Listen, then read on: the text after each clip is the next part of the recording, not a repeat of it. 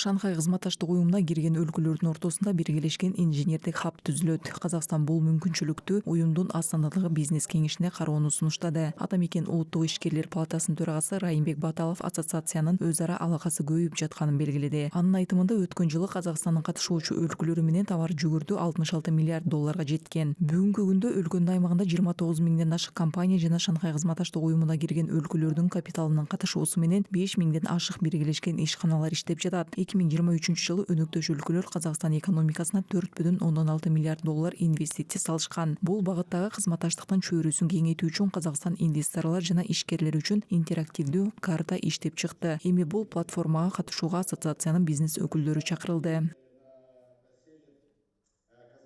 Инвестиционная карта, это простыми словами, это по сути... Инвестициялык карта бир сөз менен айтканда санариптик чечим. Башкача айтканда ар бир инвесторго жеке кеңсе берилет. Жалпысынан 4 этап бар. Атап айтканда баштапкы каттоо мөөнөтү, долбоордук сметалык документтер жана анын аткарылышы каралган. Эң негизгиси ар бир долбоор толугу менен көзөмөлдөнөт. Көйгөйлөрдү чечүүдө, анын ичинде инвестициялык штаб аркылуу жардам көрсөтүлөт. Бул инвестициялык карта менен биз ар кандай маселелерди чечебиз. Эң негизгиси алар тез арада чечилет. Натыйжада тобокелдиктердин коркунучу азайып, инвестициялык долбоорлордун ишке ашуусу тезирээк болот.